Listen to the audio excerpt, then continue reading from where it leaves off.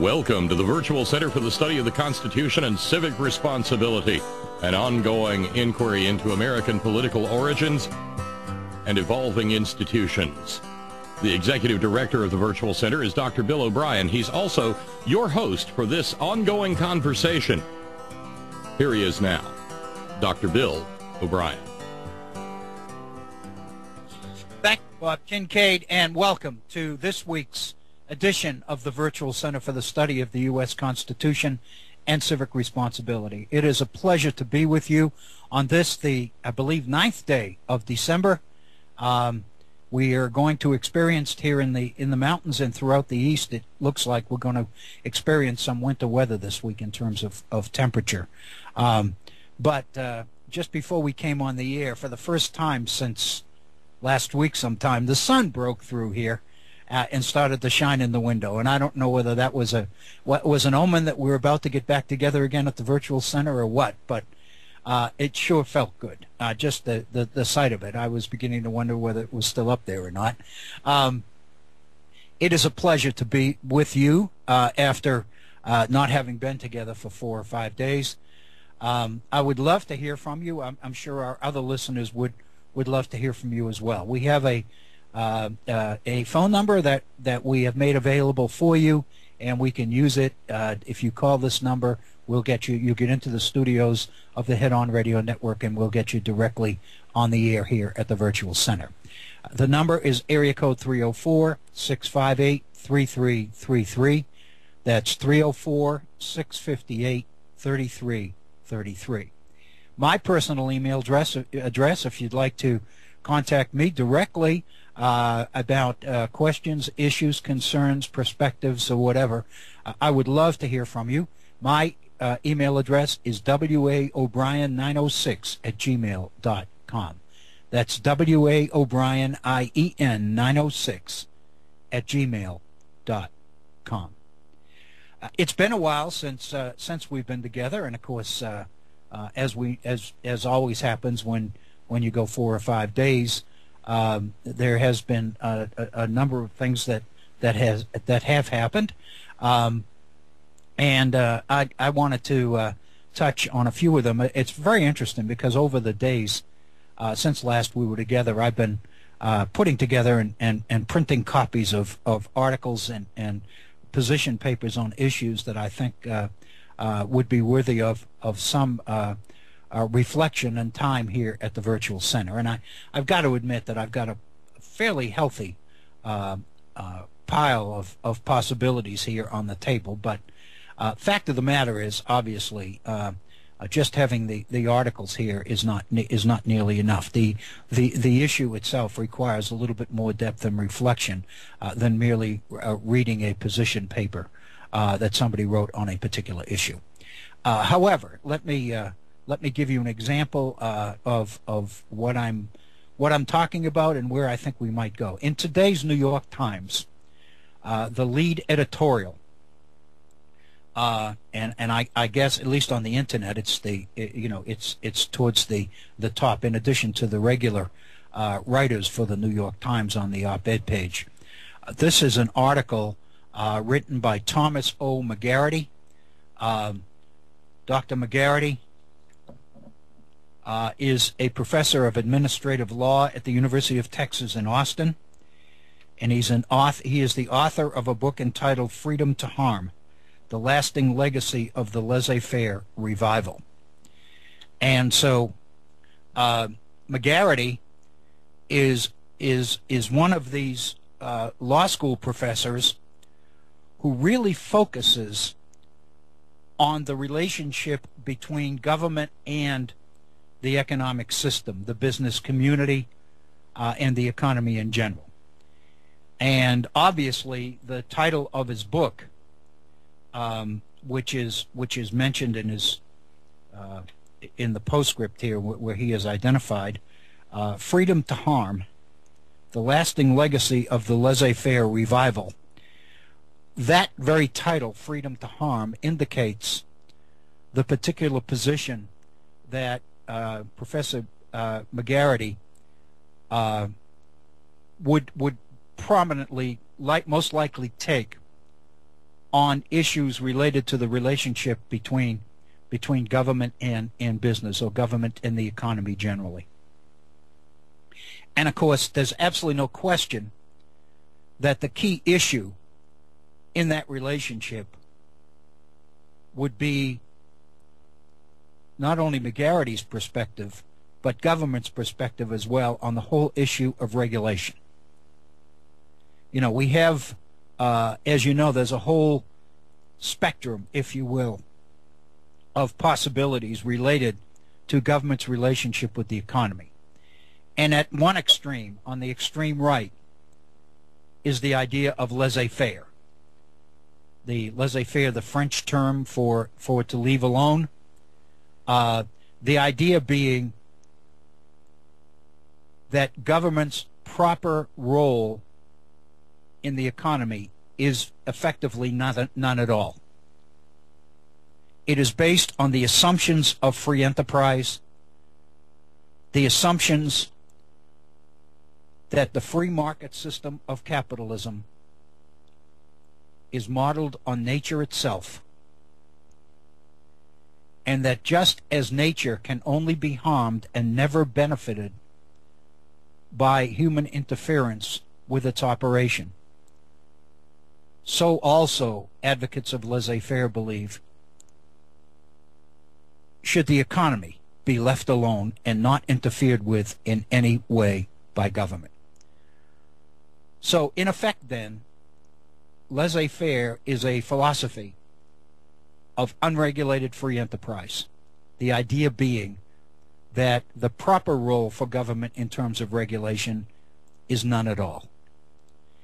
And then on the opposite end of the spectrum, when looking at government's relationship with the economy, you have a very activist regulatory government, which is based on the assumption that government's mission to promote the general welfare and protect the public interest absolutely requires that the best interests of the community at large, the citizenry, requires a very vigilant, a very active, a very interventionist government to make sure that the free enterprise system is operating not only for the benefits of stockholders of private corporations,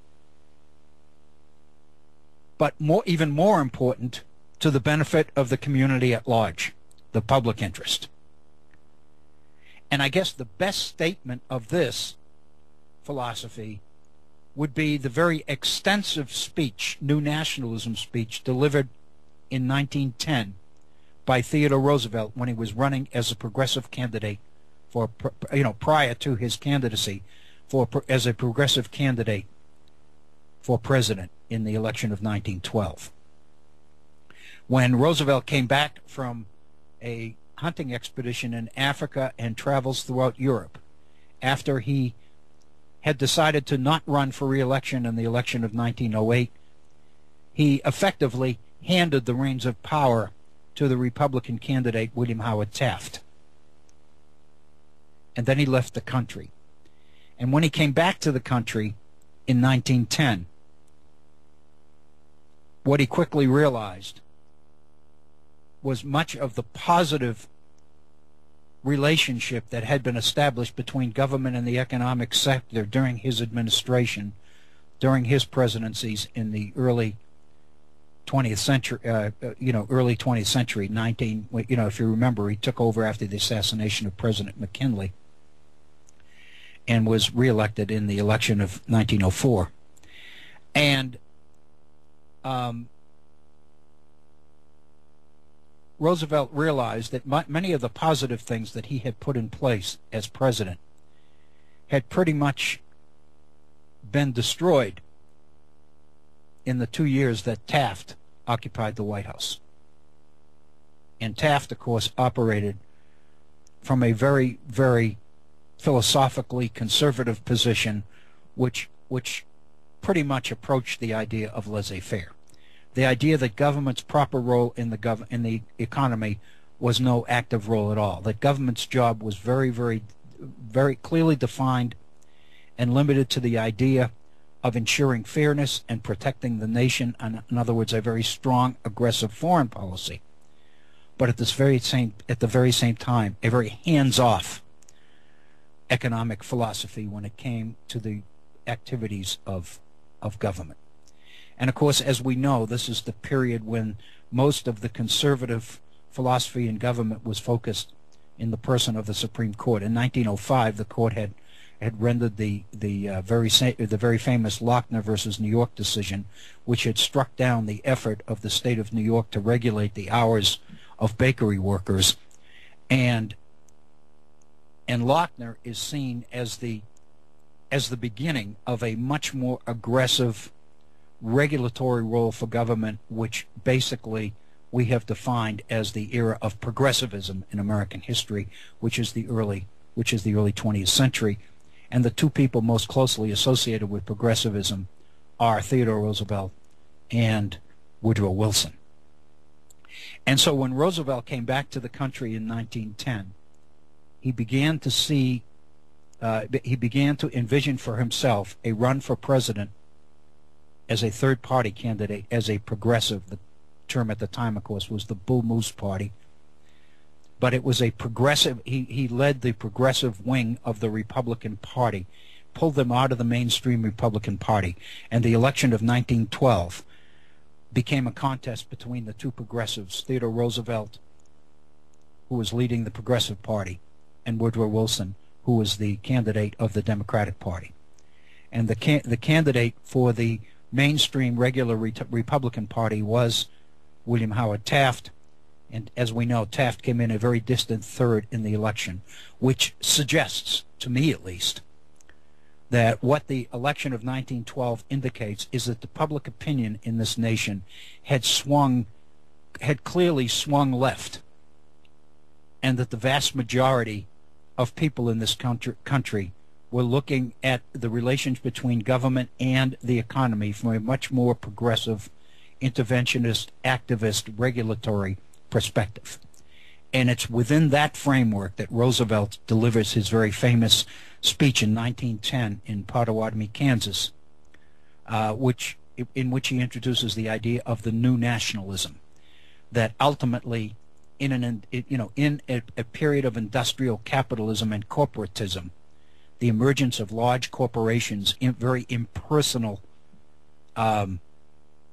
entities, economic entities, the modern corporation, that it was absolutely essential that government played a key role in guaranteeing opportunity for everybody else in the face of these huge corporations in order to maintain, if not the reality, at least the illusion of equality of opportunity in American society. And Roosevelt laid out, and I know we practically read that entire speech here at the Virtual Center a few months ago, and because it's probably one of the most classic examples, statements of progressive philosophy that I've ever seen about why we need regulation and what government's primary responsibility is. And again, Roosevelt made the point that while he was accused of being a socialist because of the activist role that he was advocating for government, his position was that this was hardly socialism, that this was, in fact, the shrewdest form of conservatism. It was a way to preserve free enterprise in the face of dangers which, left unattended, would destroy the free enterprise system.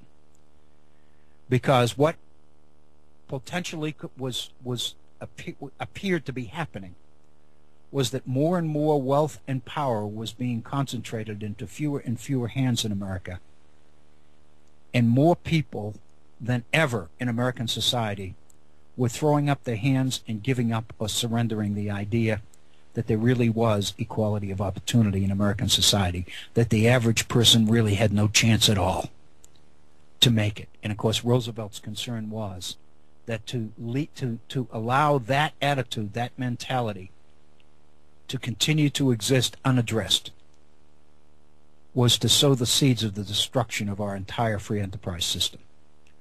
So Roosevelt basically built, and again, I think Wilson picked up on it, built the idea of the mentality in America that a successful free enterprise economy required a very, very positive working relationship between business and government. And that ultimately not only would private interests be served, but more important, from the government perspective, the public interest would be served as well. And people would be guaranteed a real chance, real opportunity. It's what made America the society it is. It's the principle on which the founders believed that the nation should continue to promote. And again, I really believe, and this is me talking, I really believe there has been a conscious effort of late among conservative pundits to basically try to make the case and sell the case that laissez-faire economics was really what the founders advocated at all. That the founders advocated, they argue, a small government that did not interfere in the day-to-day operations of the economy, when in fact,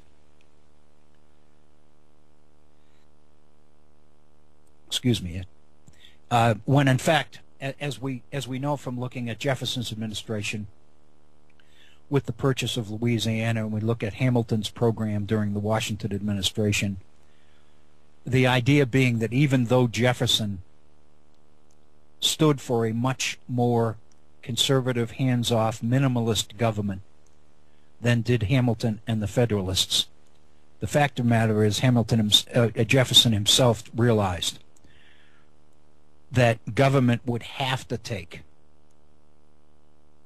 a more activist role than many of his supporters, who were states' rights people and who saw the new government under the Constitution as being very aggressive and very interventionist and threatening the freedom of people and making it impossible for the state governments to protect their individualism and their freedom.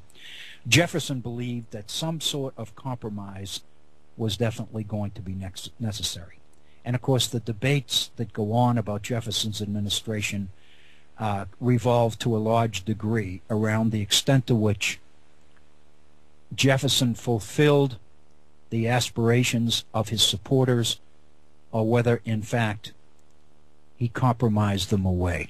When Jefferson in his inaugural makes the announcement that we are all Republicans and we are all Democrats, Jefferson sends the signal to his supporters that they should not expect a 180-degree turn in government behavior or government priorities because he basically was elected President of the United States. And so in effect Jefferson did a number of things to minimize and reduce the program that Hamilton and the Federalists had put in place. But he did not emasculate that program. He was focused on reducing the size of the federal budget, but he was very, very active and very involved in supporting a strong military, in building a strong navy.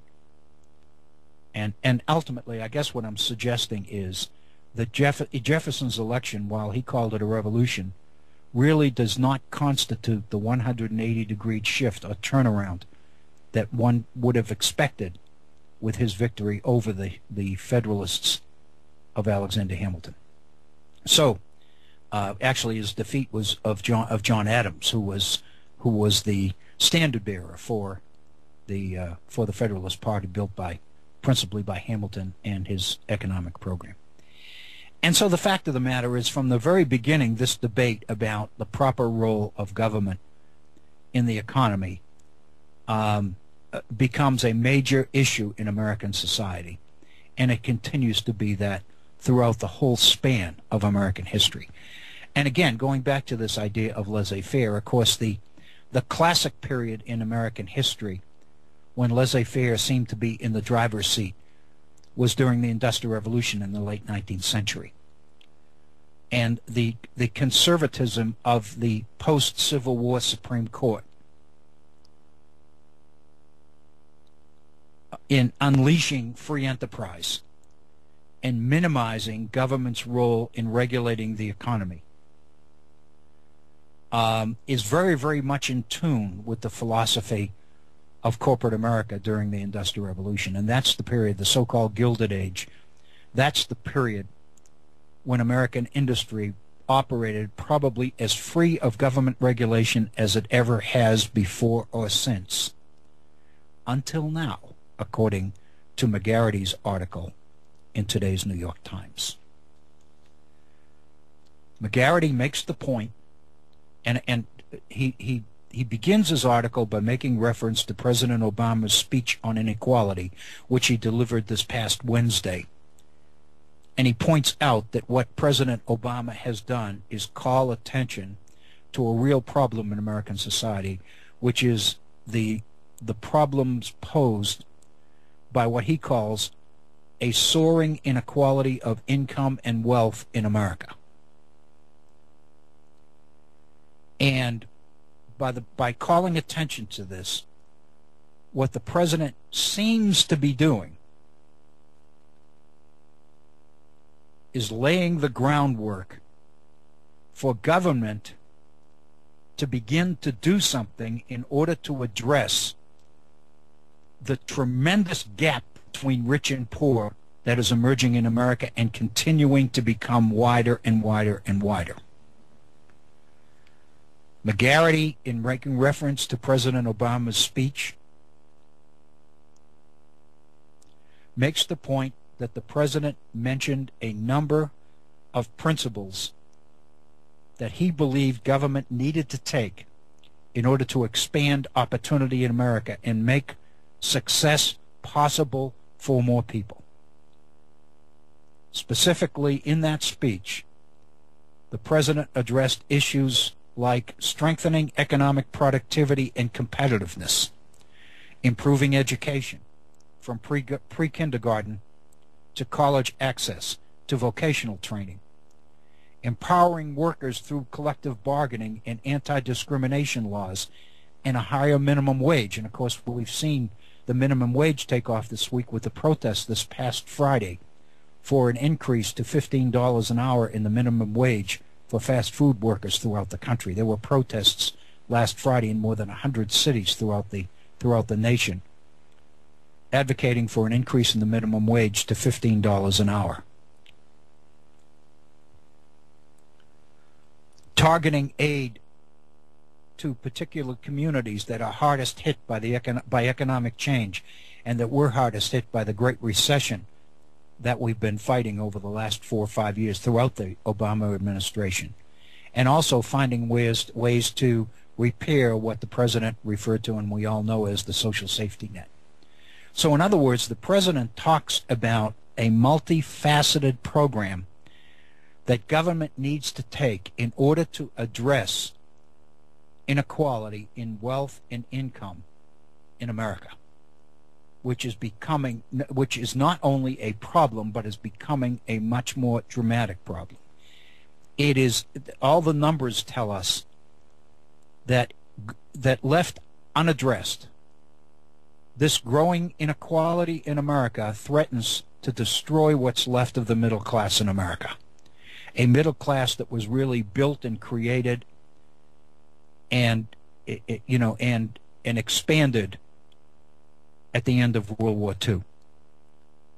And we know that government, in the late 40s and through the Eisenhower administration in the 50s, and especially in the 60s with first John F. Kennedy and then, of course, Lyndon Johnson's Great Society programs,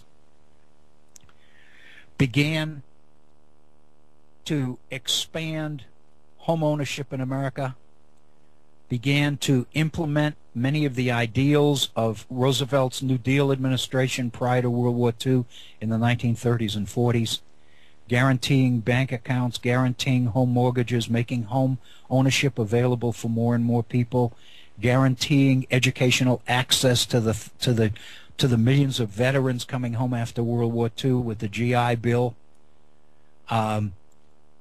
the very active role in mortgage, of government in making low interest mortgages available to more and more people in order to expand home ownership in America, creating agencies and programs which would keep people from losing their homes once they were able to buy homes with low down payment, FHA supported loans, for example, the Federal Housing Administration, which made low interest loans available to average people, along with the GI Bill, which made those low interest loans available to vets. And so we had a very, very activist government coming out of World War II. And the result was it expanded and built and strengthened the middle class in America into something that the whole world has envied. But what we are seeing over the last 30 or 35 years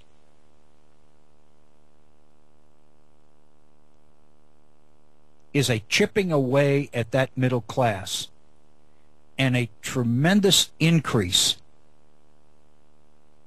in inequality in distribution of income and wealth in America that clearly began during Ronald Reagan's administration in the 1980s. And has continued apace since then, with obviously, much more, obviously, for example, not getting the degree of support out of the Clinton administration in the 90s that it was able to realize, as it was able to realize under the Bush administrations, especially George W. Bush in the early 21st century. What McGarity's point is, however, in his article today, is that the one activity or the one strategy that President Obama really didn't include in his formula for addressing inequality in America in his speech last week was a much more vigorous form of government regulation. McGarity points out that the president in his speech mentioned the term regulation twice. But the fact of the matter is he did not include regulation as being a major strategy or a major objective of government. And what McGarity's article is about, and I encourage you to take a look at it, it's in the New York Times today, that basically one of the things that McGarity's article raises is a question as to why the Obama administration didn't come out much more forcefully and much more directly for a much more activist role for government in the economy. In fact, toward the end of his article, McGarity points out at the conclusion of his article that in Obama's speech there seems to be a clear indication that President Obama's strategy in terms of rebuilding the middle class and reinstituting economic opportunity in America really didn't seem to include regulation at all. And rather than put words in his mouth, let me share with you a couple of paragraphs in McGarity's conclusion. When he gets back at the very end of the article to Mr. Obama's speech last week, he points out the following.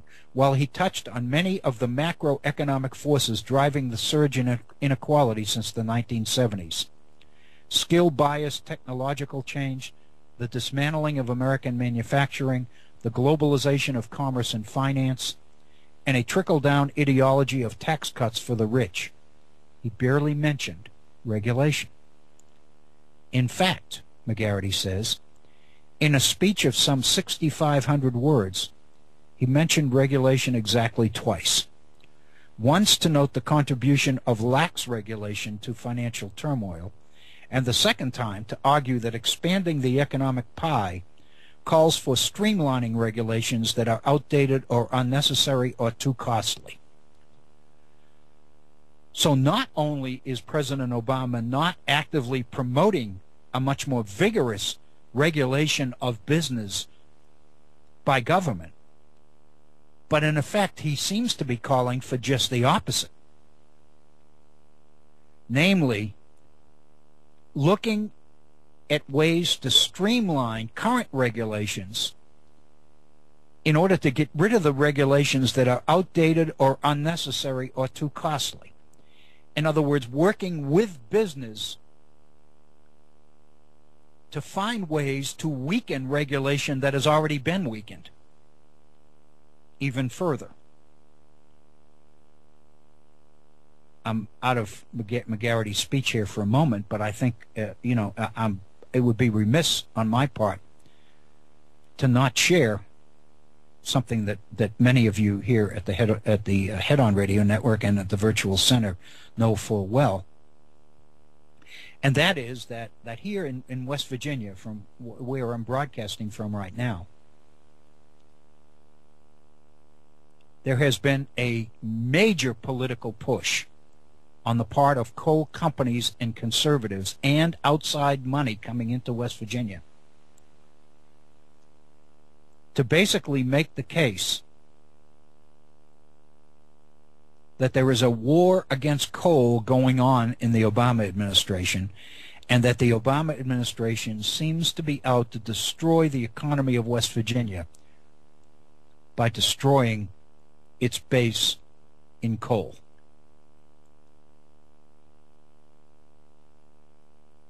And specifically, the focus of this campaign by the so-called Friends of Coal here in West Virginia is the EPA, the Environmental Protection Agency. The argument being that the EPA, by implementing such stringent standards for the burning of coal on the release of carbon dioxide into the atmosphere, is effectively making it impossible for West Virginia's coal-based economy to continue to survive. So, in effect, what we are seeing here in Appalachia is a concerted effort, a conservative attack on regulatory agencies like the Environmental Protection Agency in order to weaken them further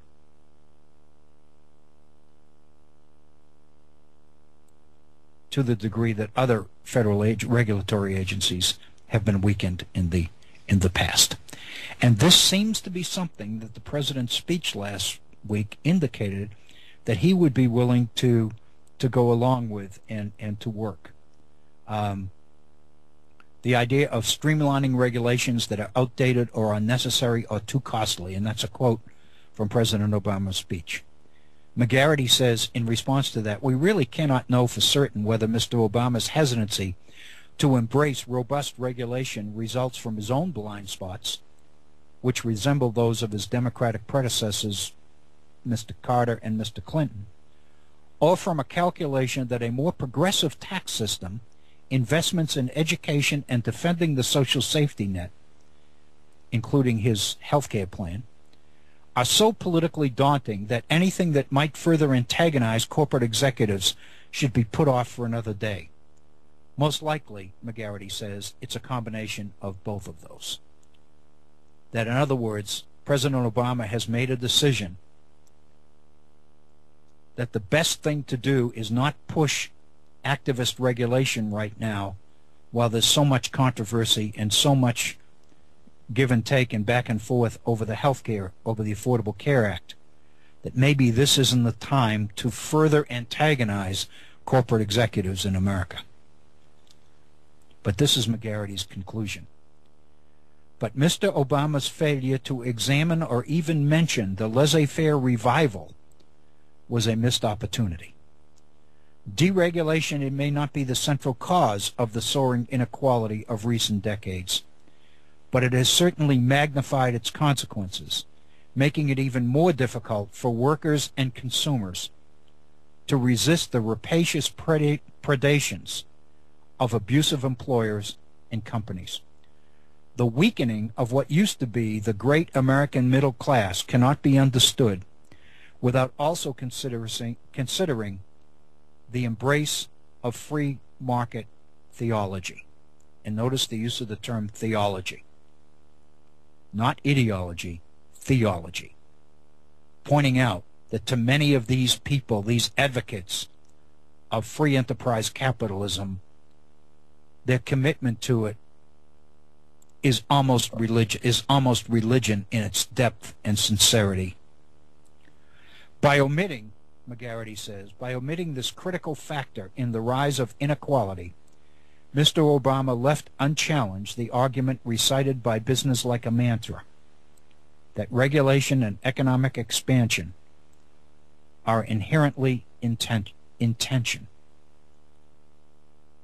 Sadly, the crises resulting from deregulation will almost certainly continue until political forces realign themselves and a new social bargain is struck under which the business community's economic freedoms are once again constrained by a government that is more willing to impose greater responsibilities on powerful economic actors and a legal system that is capable of holding them accountable for the harm that they cause.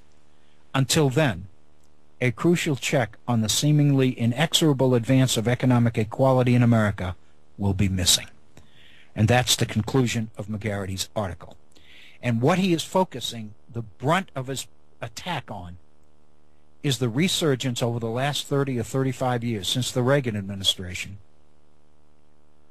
of this idea, this philosophy of laissez-faire. And the fact that he refers to it as free market theology, I think is very, very poignant. Because what he is telling us here is that in recent years, since the 60s and the early 70s, the conservative attack on big government and on effective government regulation of the economy has been intense and constant. He talks about phases, certain major areas. For example, one of the major areas of an out-and-out, very visible challenge to government regulation, to liberalism, to big government, was in the election of Ronald Reagan in 1980 and the Reagan administration during the 1980s. But he also points out that in 95, the off-year elections of 95, when the Republicans were successful in taking control of Congress during the Clinton administration, when the Republicans issued the so-called contract with America, that period was a tremendous rebirth of this idea of laissez-faire ideology. And again, I'm using the word ideology. He uses the term theology. We basically mean the same thing. I guess the difference is the degree of commitment. I am struck. I can't resist going back to this over and over again. And that is the Oliver Wendell Holmes dissent in the 1905 case of Lochner versus New York. When Oliver Wendell Holmes pointed out that the majority of the justices striking down the regulatory law in New York, in Lochner, is effectively an example of the imposition of economic theory on the Constitution of the United States. What makes that Lochner decision so incredibly significant is that the Supreme Court, in its majority decision, is effectively integrating laissez-faire, free enterprise theory into the Constitution of the United States. It is imposing a theory, an economic theory, on the Constitution. And that's really what we're talking about here when we are talking about the attack against government. You hear it, you see it all around. We all do. It's impossible to resist. The argument that anyone who would advocate for increased government regulation, anyone that would see a meaningful role for government in the economy, is really actively advocating for the tension that exists between government regulation on the one hand and economic expansion of the other. The general assumption behind that either-or situation is that if you expect business to expand, if you expect the economy to expand, if you expect investors to invest in economic expansion, if you expect employers to begin to hire more people, if you expect a reduction in the unemployment numbers, if you expect business to begin hiring again in a big way,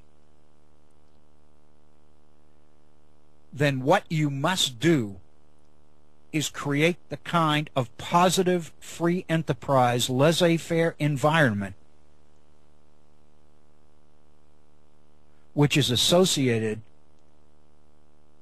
with an inactive, non-regulatory economy. In other words, in order for all of these good things to happen in the economy, you have got to get government out of it. The more intrusive government is, the bigger government is, the more regulations and red tape government imposes on the business community, the more negative the investment environment, the more insecure the future, the more reluctant investors are to invest, and the smaller expansion that we see in the economy as a result. That's the inherent tension that McGarity speaks of that exists between regulation and economic expansion. One of the things I'm struck with, I don't know how many folks you remember this, I know you do.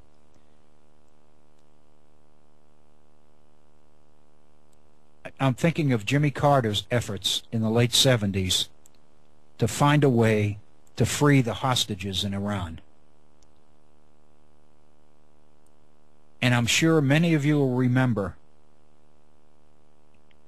that the hostages are freed on the very day that President Reagan is inaugurated, on the 20th of January, 1981.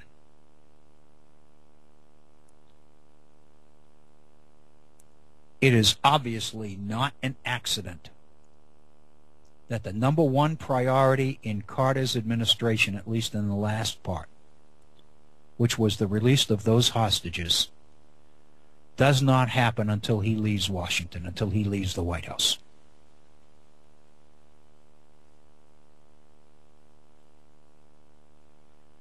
The reason I mention that is because I have felt for some time, and I feel it no less now, that we're going to see a tremendous burst of economic expansion the day that Barack Obama leaves the presidency, leaves the White House.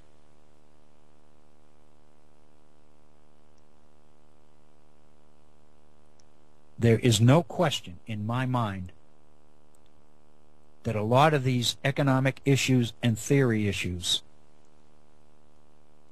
have found their way into becoming very, very personal issues. And a lot of this holding back on hiring,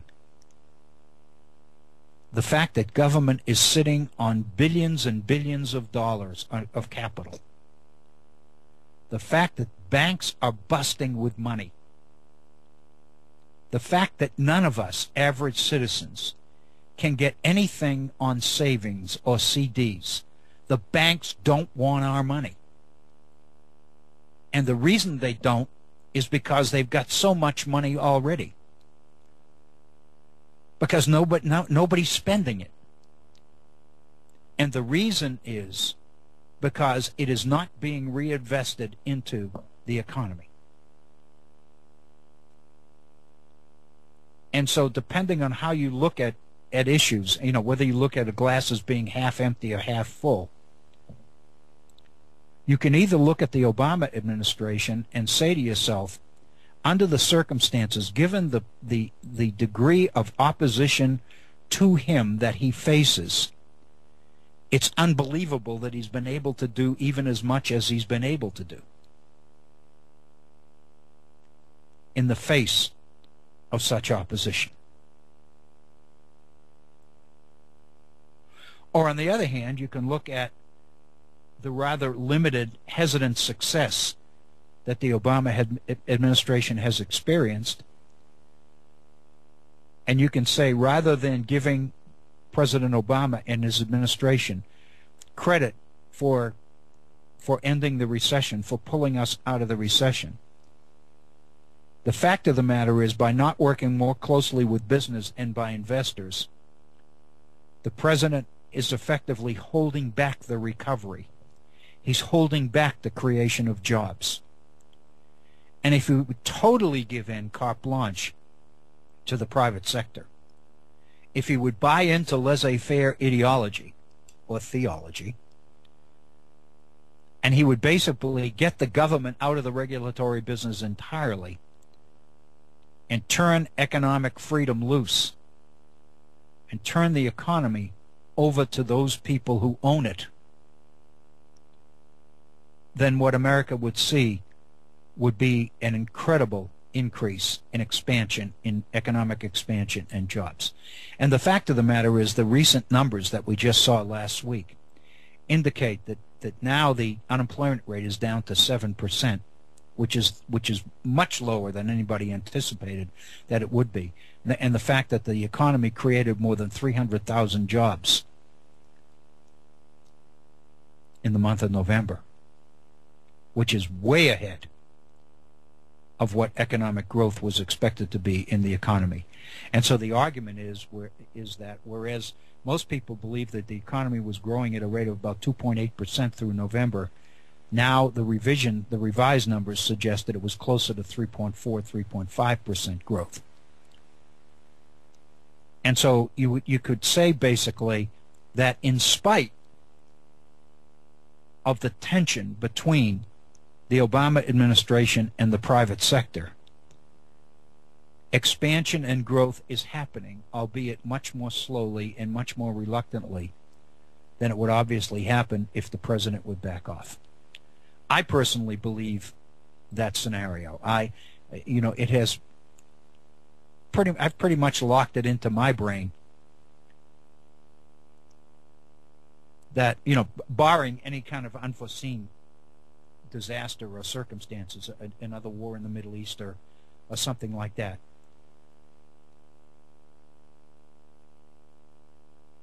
but I know that we're not seeing the kind of explosive growth that the potential of this economy could create. And I have pretty well concluded that the reason for that is opposition to the president, his philosophy, and his administration. And we could spend forever talking about the vitriol and the hostility that exists in the way people of obviously different economic persuasions look at and refer to this president. And of course, there are some people that basically want to pin a race label on it, or pin racism as a major cause for it. And I don't know whether there's any way to prove that or not prove it. Or, everybody has their own feeling on that. But the fact of the matter is, it's pretty obvious that the behavior of the Republicans in Congress, the obstructionism that the Republican Party has operated on, the operative philosophy of Republican leaders like McConnell and Boehner, that their number one objective during the first Obama administration was to make sure that there wasn't a second. And it seemed to be the operative philosophy of the second Obama administration in terms of the Republican Party is to oppose everything and to do everything possible to try to make government look bad in this particular situation.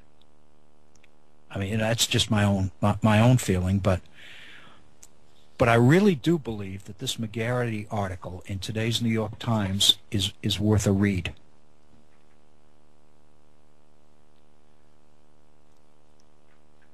I really do. One of the things that McGarity points out, for example, is that the philosophy in the country prior to the laissez-faire revolution that has occurred in the last 30 to 35 years. In other words, the philosophy that was operative during the 60s and 70s, the much more activist government, for example. He points out that the Johnson administration in the 60s and into the 70s, when Democrats controlled Congress, he points out that it was during that period that the philosophy or the ideology of what he calls a laissez-faire revival was being laid in what he calls an idea infrastructure. That corporate America was laying the groundwork in the late 60s and early 70s for a counterattack against liberalism. And it's that counterattack that has this laissez-faire ideology as its ultimate objective. McGarity speaks, and I wanted to share this with you because I think it's very interesting.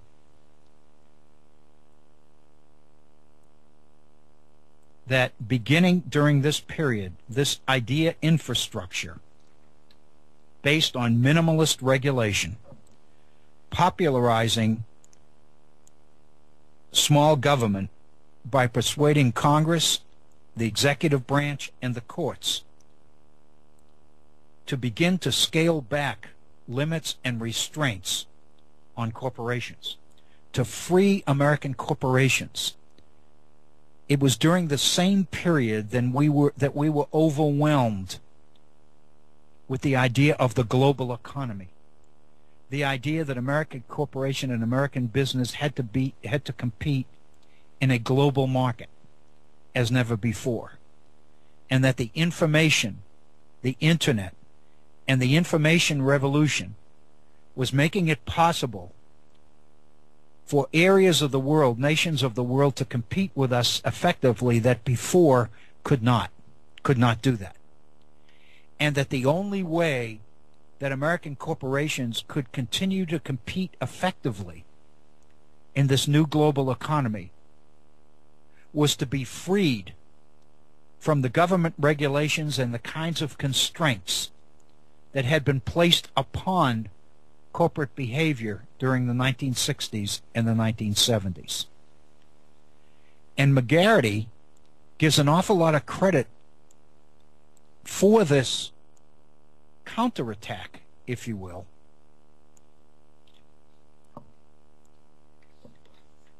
to William Simon. And many of you may remember, I do, that William Simon was Secretary of the Treasury under Presidents Nixon and Gerald Ford in the 70s, in the late 70s, when President Nixon left after Watergate in 1973. and was replaced by Gerald Ford, and then Gerald Ford won re-election in his own right.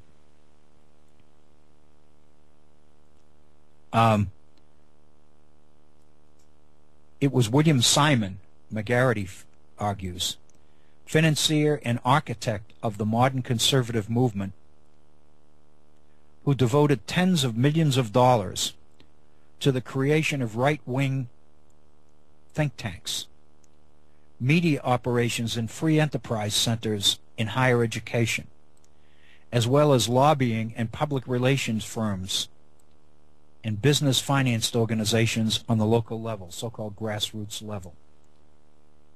And so he gives William Simon a tremendous amount of the credit for the emergence of modern conservatism, the counterattack to the liberalism of the 60s and 70s. I'm kind of surprised that McGarity did not mention the so-called Powell Memorandum. If you remember here on the Virtual Center some months ago, we spent a lot of time on the memorandum to the U.S. Chamber of Commerce written by Chief Justice Lewis Powell before he got on the, before he was on the court. And in that memorandum, Powell, in his advice to the Chamber of Commerce in Washington, suggested that corporate America, business, and conservative right-thinking people had to do something to counterattack and to combat the very leftist, socialist-like, progressive mentality that the nation and the college campuses of the nation were operating under in the 1960s and 70s. That business had not counterattacked. Business had not defended itself. And what his memorandum does is urge the Chamber of Commerce to lead a counterattack. I would suggest to you that this birth of laissez-faire ideology or theology that McGarity is talking about is the product of the counterattack proposed by Lewis Powell in that memorandum. No question William Simon had a lot to do with this. No question. But so also did the National Chamber of Commerce. So also did a reinvigorated business community. So also did conservatives in academia who began to argue free speech issues on the nation's campuses to such a degree that they were given access in higher education that they had never had before. And we began to get not only right-leaning think tanks like the Heritage Foundation and the Cato Institute, but we also saw right-wing conservative organizations forming on the nation's campuses and gaining direct access to the nation's students. I'm thinking specifically of the James Madison Institute at Princeton University. I'm thinking of the organization of the National Association of Scholars, which was formed during this very period, which was an effort to counter the so-called left-leaning, liberal, slanted perspective of the college campuses in the country. So I see the Lewis Powell Memorandum of 1971 as a major player in the creation of this so-called laissez-faire ideology. And of course, it takes off more than any other time during the presidency of Ronald Reagan, and especially under Reagan's Office of Management and Budget, which begins to cut government agency appropriations. And President Reagan himself created a task force on regulatory relief in which he went to business, to industry, and asked industry itself to recommend rules for repeal in order to create a more business-friendly political environment within which government and business could work together.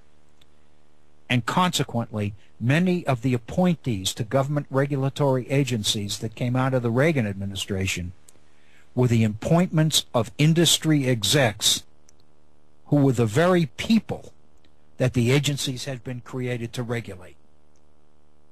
And what the Reagan administration did in the 1980s was turn government regulation over to the very industries that were supposed to be being regulated.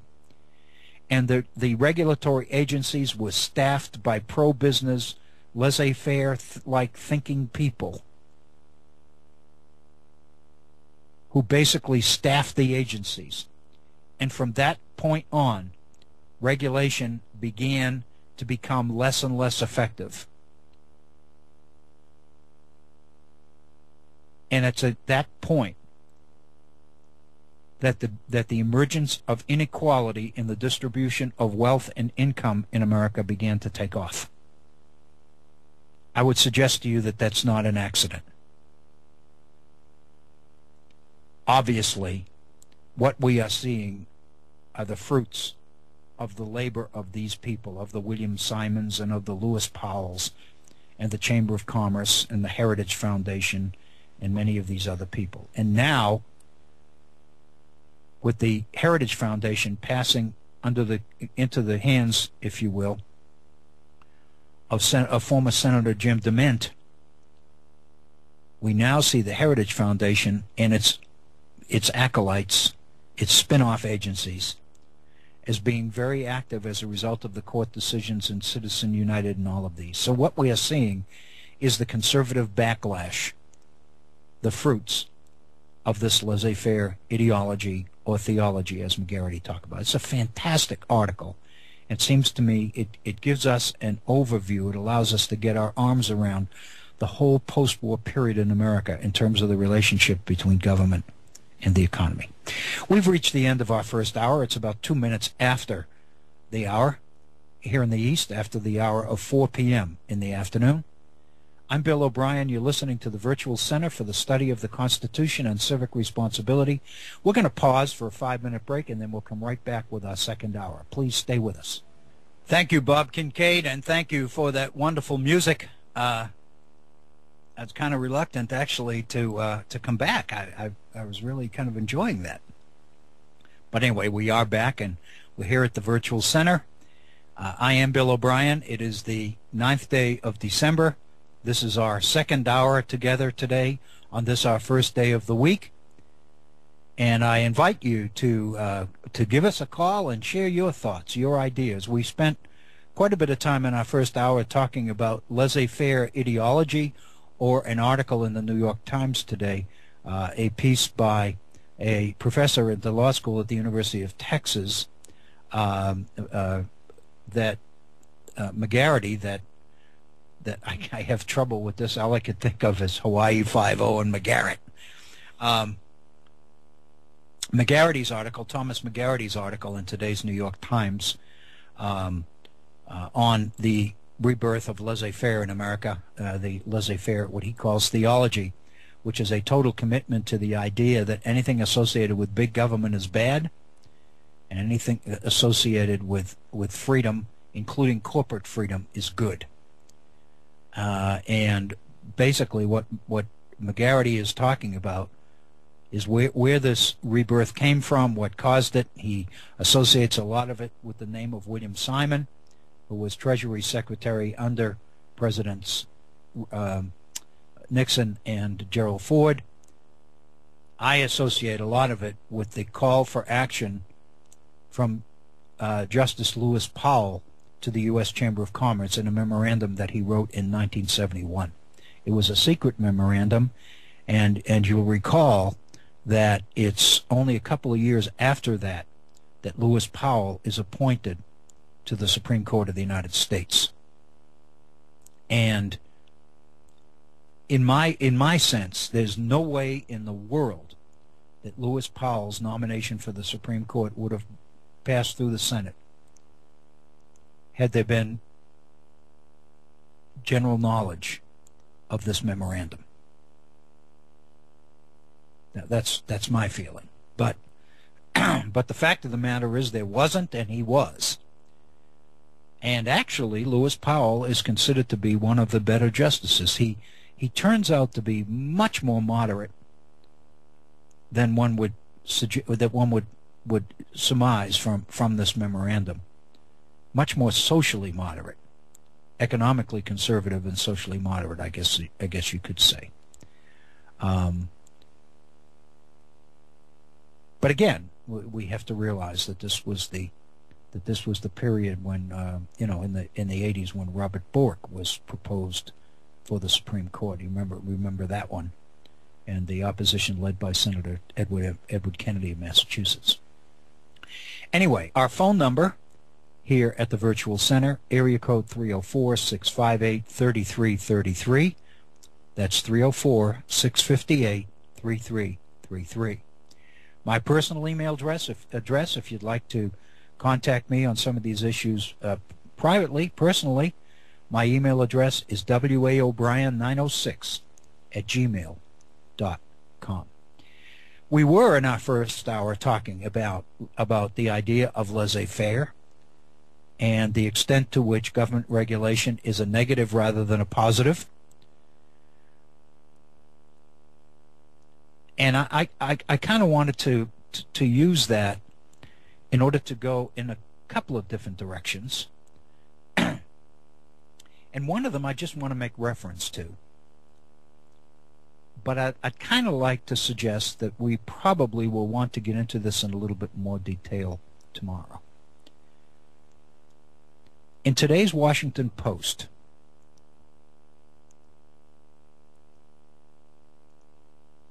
there is a major article, a feature article, on an organization called Aon Financial. A-E-O-N. Aon. Aon Financial. It's a major piece in today's Washington Post. It's a lengthy piece. And I'd like to address in a little bit more detail that particular article on tomorrow's program, because I think it's significant. But I'd like to tease you a little bit, maybe, with a couple of the opening comments and statements about Aon Financial, and then get into the reasons why I think this is so significant. So this is out of today's Washington Post.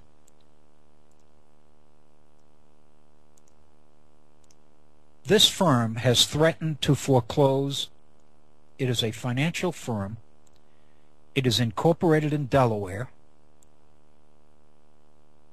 and it has threatened to foreclose on hundreds of D.C. homeowners, not only in Washington, D.C., but also in Ohio and Delaware and Maryland. Incorporated in Delaware, Aon Financial operates from mail drop boxes in Chicago and is represented by a law firm with an address at a 7,200 square foot estate on a mountainside near Vail, Colorado. This is a company that lists no owners, has no local office, and no website. Yet it is the most aggressive foreclosure organization that the nation has seen. I'm quoting directly from today's Washington Post. No other tax lien purchaser in the district, in the D.C. district, has been more aggressive in recent years buying the liens placed on properties when owners fell behind on their taxes, then charging families thousands of dollars in fees to save their homes from foreclosure. Aon has been accused by the city's Attorney General of predatory and unlawful practices and has been harshly criticized by local judges for overbilling. All along, the firm has remained shrouded in corporate secrecy as it pushed to foreclose on more than 700 houses in every ward of the district. "Who the heck is Aon?" said David Chung, local lawyer, who said he wasn't notified that he owed $575 in back taxes on his Northwest Washington condominium until he received a notice from Aon. "They said, 'We bought the right to take over your property. If you want it back, pay us.'" Aon's story underscores how an obscure tax lien company, backed by large banks and savvy lawyers, can move from city to city with little government scrutiny, taking in millions from distressed homeowners. The firm came into Washington, D.C. 8 years ago with what the Washington Post refers to as hardball tactics, sending families threatening letters and demanding $5,000 or more in legal fees and other costs, often more than 3 times the tax debt that they owed. It is, according to the heading of this section of the article, an under-the-radar industry. At the same time, the company moved into and bought up liens in Maryland, Ohio, Kentucky, and Iowa. In Maryland, Aon filed more than 1,000 foreclosure cases, mostly in Anne Arundel, Baltimore, and Prince George's counties, moving against the homes of a disabled woman and a grocery clerk who was hospitalized as the firm pressed to foreclose over a $2,100 tax debt. I'd like to spend more time on this operation tomorrow, but I'd like to give you a chance to look at the article. It's in today's Washington Post. It's the feature story on the website. If you go to the WashingtonPost.com, you will see this article on the Aon Foundation. Why do I mention this today here? It seems to me there's no more appropriate example. I kept thinking of examples that we might use to illustrate the laissez-faire attitude and environment that McGarity talks about in his article that has reemerged in this nation over the last 30 to 35 years. Lo and behold, just before we went on the air, I looked at the Washington Post, and here's this feature article on Aon. A company that lists no owners, has no physical address, no local office, no website.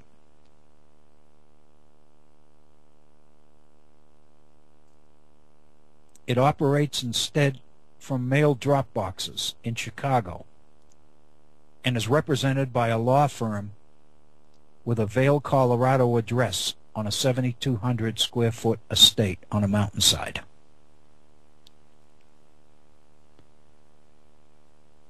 There's no more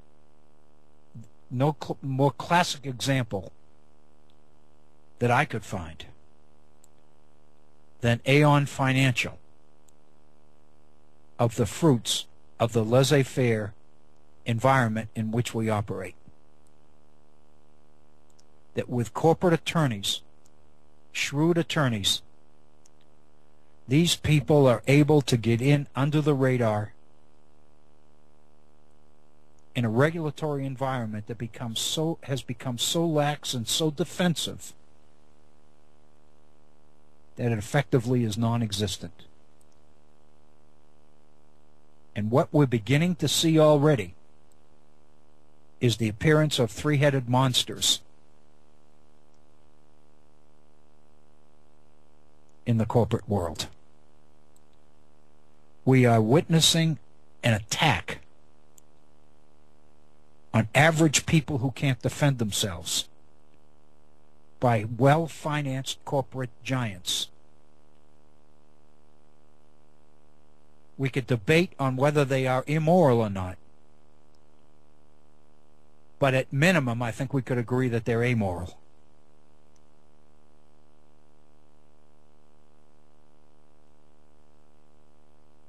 The laws and the interpretation of the laws and the aggressive nature of government regulation of business practices is clearly in retreat in this country. And we are seeing a rebirth of the same kind of environment that existed in America in the late 19th century in what is called the Gilded Age. Also a period when the gap between wealth distribution and income distribution in America was wider than it had ever been before up until now. What we are seeing is the product of the environment that we have allowed to happen and to prosper in this country.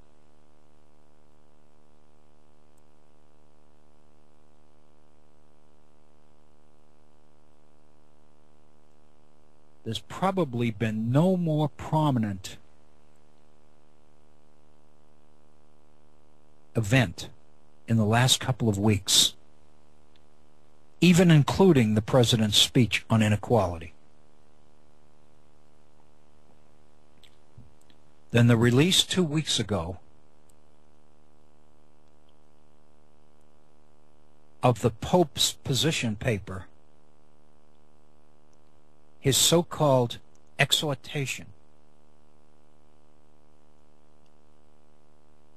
entitled Evangelii Gaudium, the joy of the gospel.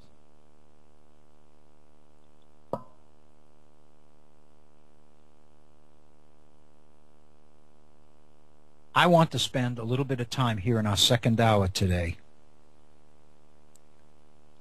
on a few of the more poignant points in the Pope's exhortation.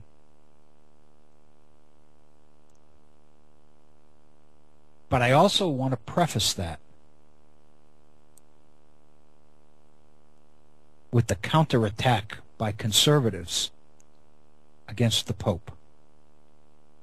Rush Limbaugh referred to him as a Marxist.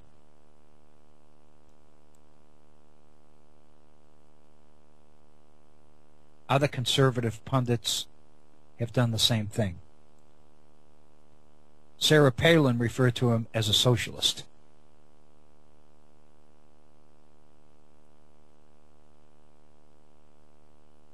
There are two things that I want to say about this conservative counterattack on the Pope. I think they're both significant. One is an example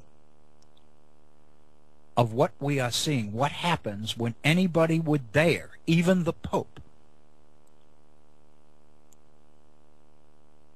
to take on the laissez-faire ideology that has captured the nation and its conservative supporters, defenders, and enablers.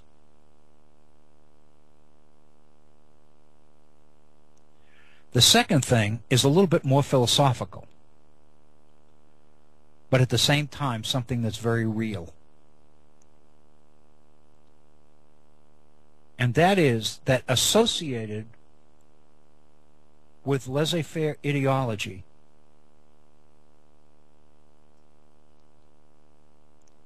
is the creation of the Antichrist, the economic Antichrist of that, which is Marxism, Leninism, socialism, whatever term you want to use. It is a politically charged term with no substance. Most of the people who are using the term socialist to talk about President Obama and his administration and his programs have no idea what socialism really is. Nor do they care. Because one of the most significant points that we've seen in this nation since World War II is the extent to which the word communist or commie or socialist or Marxist or left-winger or whatever else, whatever other term you want to say. These terms are used in ways to attack enemies of a specific ideology. They are not terms with substance. They are politically pejorative terms that are being used to build criticism and support against those who would raise questions about the laissez-faire ideology that we've spoken of in our first hour. Anybody who questions this ideology is a leftist, or a pinko, or a communist, or a Marxist, or a Stalinist, Leninist, or whatever other term you want to use. When Rush Limbaugh calls the Pope a Marxist, when Sarah Palin raises serious issues and questions about the extent to which the Pope is advocating socialism, I would suggest to you that that says a lot more about them than it does about the Pope. It gives us some insight into the strategies being used to create the kind of laissez-faire theology that we talked about in McGarity's article during our first hour together today. Throughout the late 20th century, during the height of the Cold War, the worst thing you could be called was a communist or a Marxist or a socialist. We had committees. We had a phenomenon in American society in the late 40s and 50s called McCarthyism.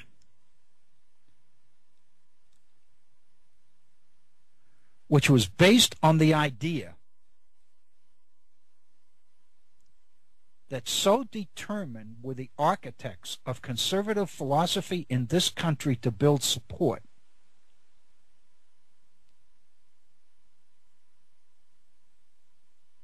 that anyone who raised questions about it, anyone who tried to take a middle position on it, anyone who claimed support for something called moderation in the debate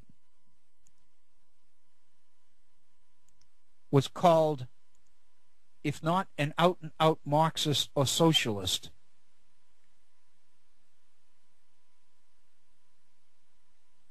an interesting term called a fellow traveler. Or, I've seen this term used many times, muddle-headed liberalism. In other words, if you didn't realize how evil communism was, if you weren't willing to take a position against it, then chances were that you were either a supporter of it or a little liberal, middle-of-the-road moderate who hasn't yet made up your mind. And if you haven't made up your mind, you're dangerous. It was a period in American society, the Cold War, when educated people were under attack, when education was under attack. It was a period when clearly education became ideology. what you knew and what you could do as an educated person meant little. What you believed meant everything. The purpose of our education system was to turn out believers in free enterprise, laissez-faire, capitalist philosophy. Education became a campaign to turn out believers. By definition, believers are non-thinkers. Thinking was not the purpose of education. Thinking was the danger to education. Education was teaching truth. And unlike Plato's position that truth and access to truth lay within all of us, this particular education philosophy was based on the idea that truth was to be delivered externally by society. The purpose of education was to turn out people who believed the right things. And the purpose of education was to teach youngsters what those right things were. And if education was successful, there was no justification for something called moderation or being a moderate or a middle-of-the-roader. That spelled the failure of the education system. That created a problem. That signaled the teachers that we had to get rid of.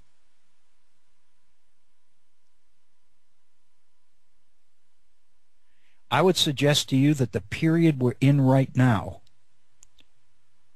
is an effort to restore that kind of thinking. I think that's what McGarity is talking about in his article. I think that's what we see clearly since the 1980s in America. We see progressives on the defensive. We had every reason to believe in the election of 2008 with the election of Barack Obama that we were going to see the beginning of a liberal counterattack, of some sort of a defense of progressivism as being legitimate. What we saw instead, and what we continue to see, is a rather hesitant, half-hearted approach toward progressivism, a rather defensive approach, an approach based on the idea that we need to find ways to compromise.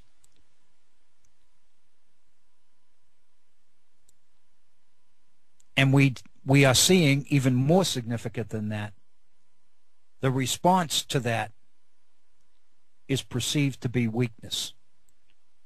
In other words, from those on the right, what we have seen is the inclination to take advantage of that effort to cross the aisle and reach across the aisle and work together and negotiate and all the rest of it as weakness. And if you think about the ideological spectrum from extreme left to extreme right, from extreme liberalism to extreme conservatism, what we have seen in recent years is the much more visible assertion of conservative ideology. And much of it is due to the success of terrestrial talk radio.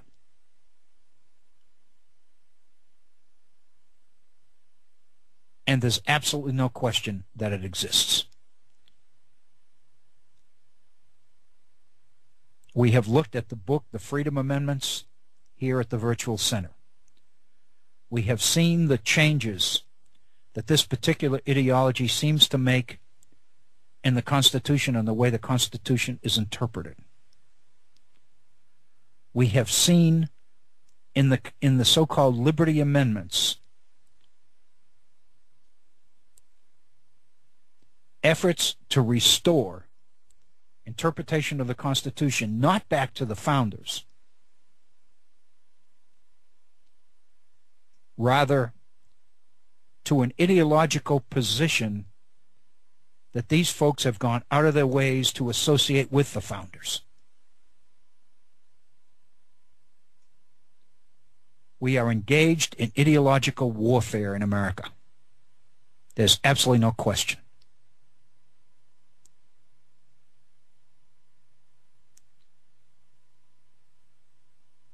And again, I think you get some sense as to how serious this is. Did you ever believe that you would live long enough to hear the Pope referred to as a Marxist or a socialist?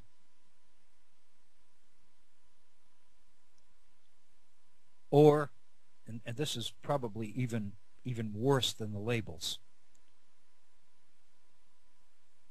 a good man who is clearly confused. So what I thought that we might do with the little bit of time that we've got left, it's just gone beyond the bottom of our second hour, is to look a little bit at key passages from the Pope's Evangelii Gaudium, principally to find out what somebody would have to do in order to be labeled a Marxist. What did the Pope say that would cause one to label him a Marxist? If you go online to Evangelii Gaudium, you will find a document that, if you print it out in 12-point font, would print out to 280 some odd pages. The paragraphs are numbered, not the pages so much as the paragraphs. The relevant paragraphs, the ones that are getting most of the attention, are in the 50s, the late 40s and 50s. This is the point at which the Pope is talking about poverty in the world. What is happening to the poor, and what our responsibilities as Christians in a Christian nation might be. And again, many people claim that we are a Christian nation, that that's what the founders intended. Most of them say that because there probably are more Christians than anything else in America. But as a friend of mine sarcastically made a comment some while ago, there's an awful lot of people in America who are buttholes, and we don't call it Butthole America. So therefore, that's as accurate as Christian America. But anyway, I'm just making a point. But under the heading in the section entitled "No to an Economy of Exclusion," the Pope addresses some of the issues that we've been flirting with in today's program. So if I can, let me share a couple of these, I think, most poignant paragraphs with you. The Pope says in paragraph 53, "Just as the commandment, 'Thou shalt not kill,' sets a clear limit in order to safeguard the value of human life. Today we also have to say, "Thou shalt not," to an economy of exclusion and inequality. Such an economy kills. How can it be that it is not a news item when an elderly homeless person dies of exposure, but it is news when the stock market loses 2 points? This is a case of exclusion, the Pope says. Can we continue to stand by when food is thrown away while people are starving? This is a case of inequality. Today, everything comes under the laws of competition and the survival of the fittest, where the powerful feed upon the powerless. As a consequence, masses of people find themselves excluded and marginalized, without work, without possibilities, without any means of escape.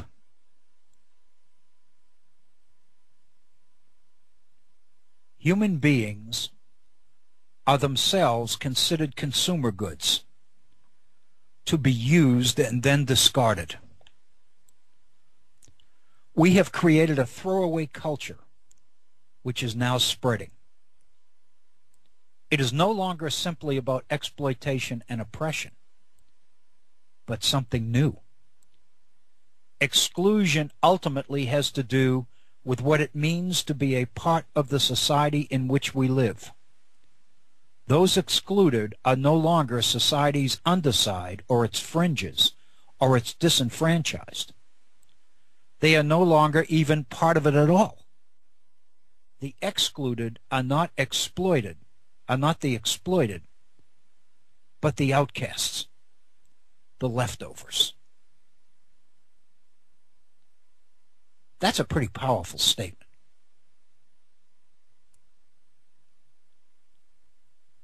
About the way that we look at the poor. The focus is not finding ways to include them, but rather building the mechanisms necessary to make sure that they are excluded. In effect, we are creating a have and a have-not world. And we are allowing the have portion of that world to erect the barriers, real and abstract, in order to make sure that part of being one of the haves is not having to deal with, live near, or rub shoulders with the have-nots. In real terms, we are becoming a nation of gated communities. In philosophical terms, we are becoming exactly the same thing.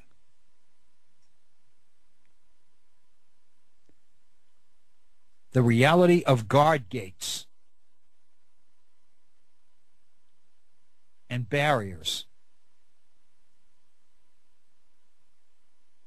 is really the real-world manifestation of something that is much more insidious and much more dangerous. And the irony is that many of us who are excluded tend to buy into the philosophy, the very philosophy which excludes us.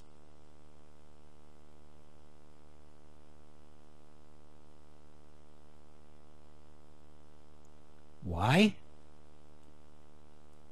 I would suggest to you that's the product of the so-called laissez-faire theology that McGarity talks about. The Pope goes on in paragraph 54. In this context, some people continue to defend trickle-down theories which assume that economic growth, encouraged by a free market, will inevitably succeed in bringing about greater justice and inclusiveness in the world.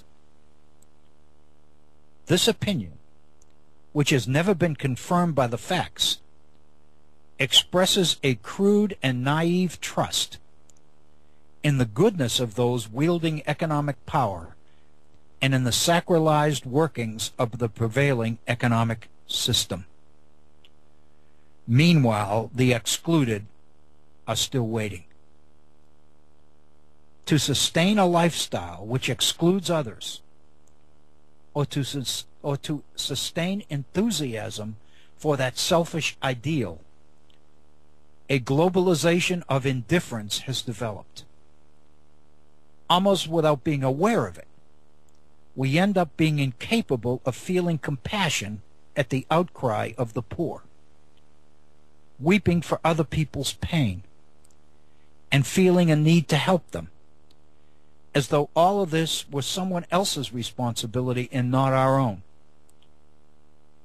The culture of prosperity deadens us. We are thrilled if the market offers us something new to purchase.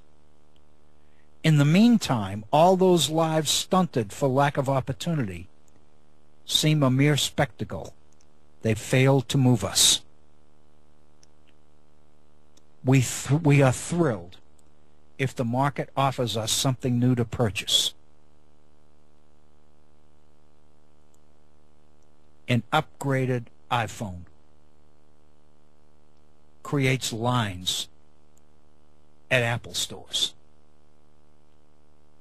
to purchase an item that is assembled by people who are working in slave labor type conditions in other parts of the world.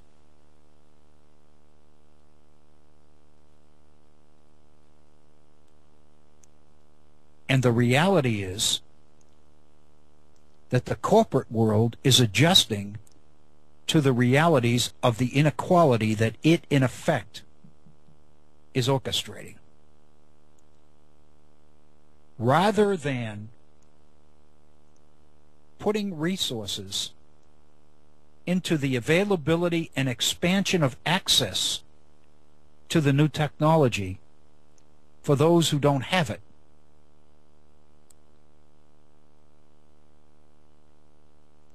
the corporate focus of attention is to sell the new, updated, remodeled version to those who already have one by painting last year's model as outdated and ineffective. So what we are effectively doing is focusing on people as consumers only. And what we are doing is essentially dealing with consumers as consumers by putting research and development dollars into upgrades for people that already are consumers of the product, rather than trying to find ways to include those who have not yet been brought into the fold. In other words, the economy is not seen as a mechanism to bring people into the mainstream, but rather to grow the gaps that exist between those people who are already experiencing success within it and those people who are not. The goal is exclusion, not inclusion.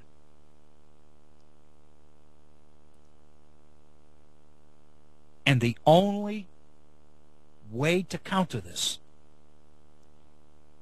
is through government.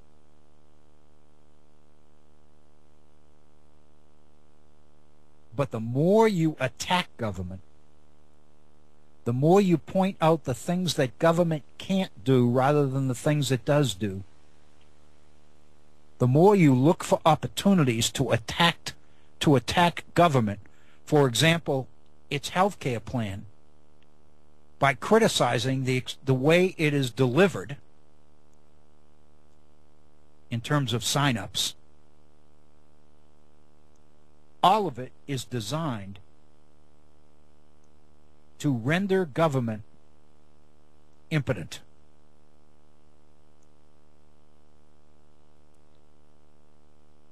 Basically, what the ideology of laissez-faire is doing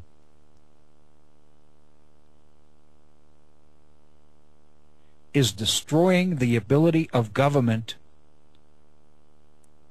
to respond to the situation or to promote the general welfare or to support the public interest.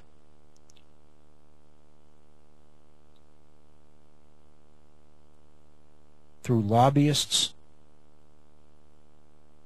and through tax legislation and various other mechanisms and instruments,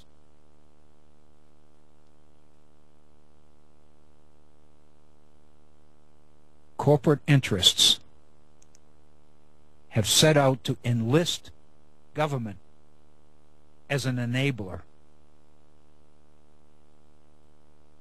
by suggesting that government's number one priority mission is to support their objectives, not the objectives of the mainstream of society. In other words, to see government's principal responsibility as protecting property, not people.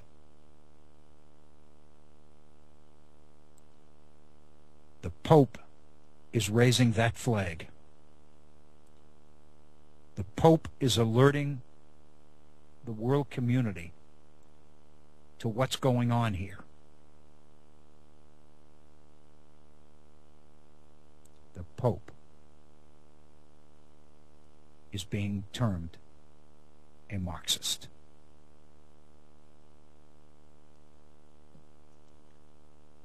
The Pope then moves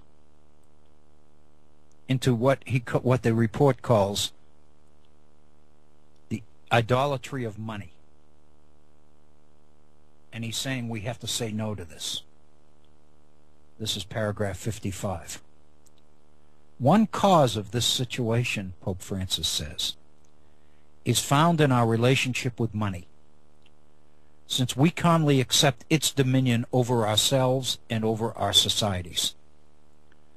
The current financial crisis can make us overlook the fact that it originated in a profound human crisis, the denial of the primacy of the human person. The reason that we experienced the financial crisis we did, the Pope is saying, is because we began to ignore people as the priority of systems, and instead we began to worship systems rather than people. The Pope says we have created new idols. The worship of the ancient golden calf has returned in a new and ruthless guise in the idolatry of money and the dictatorship of an impersonal economy lacking a truly human purpose. The worldwide crisis affecting finance and the economy lays bare their imbalances and, above all, their lack of real concern for human beings. Man is reduced to one of his needs alone: consumption. We do not look at what the economy can put into the hands of people. We look at the health and strength of the economy rather than what the economy is doing for the people of this earth, or in our case, the people of this nation. While the earnings of a minority are growing exponentially, the Pope says, so too is the gap separating the majority from the prosperity enjoyed by those happy few. This imbalance is the result of ideologies which defend the absolute autonomy of the marketplace and financial speculation. Consequently, they reject the right of states, governments, charged with vigilance for the common good, to exercise any form of control.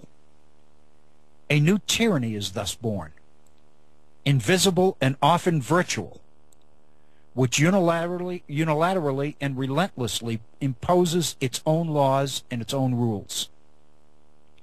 Debt and the accumulation of interest also make it difficult for countries to realize the potential of their own economies and keep citizens from enjoying their real purchasing power.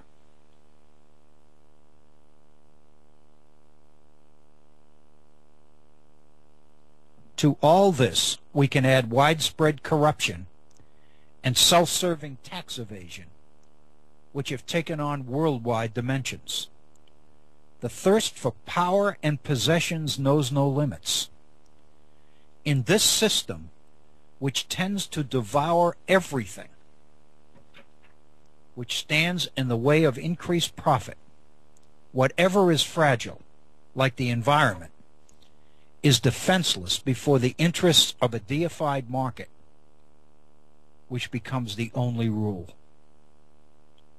We must say no to a financial system which rules rather than serves, the Pope says. Behind this attitude lurks a rejection of ethics and a rejection of God. Ethics has come to be viewed with a certain scornful derision. It's seen as counterproductive, too human, because it makes money and power relative rather than absolute. It is felt to be a threat, since it condemns the manipulation and debasement of the person. In effect, ethics leads to a God who calls for a committed response which is outside the categories of the marketplace. When these latter are absolutized, God can only be seen as uncontrollable, unmanageable, even dangerous, since he calls human beings to their full realization and to freedom from all forms of enslavement. Ethics, a non-ideological ethics, would make it possible to bring about balance and a more humane social order. With this in mind, I encourage financial experts and political leaders to ponder the words of one of the sages of antiquity. Not to share one's wealth with the poor is to steal from them and to take away their livelihood. It is not our own goods which we hold, but theirs. That, I would suggest to you, is Rush Limbaugh's definition of a Marxist. It has nothing to do with structure. It has nothing to do with Marxist ideology. It has nothing to do with the organization of the economy. But apparently Marxism has everything to do with who wins and who loses. And for the winners to say anything negative about the degree to which the game is stacked in their favor is to be an opponent of free enterprise.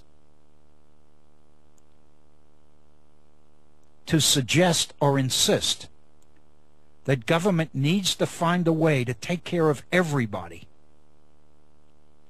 and not trust an impersonal ideological system to take care of everybody is Marxist? Is socialist? Is evil? But again, Rush Limbaugh, Sarah Palin, how would they know? You've been listening to the Virtual Center for the Study of the Constitution and Civic Responsibility. Today's emphasis mostly on civic responsibility. I'm Bill O'Brien. I want to thank you for being with us. I want to invite you to come back tomorrow.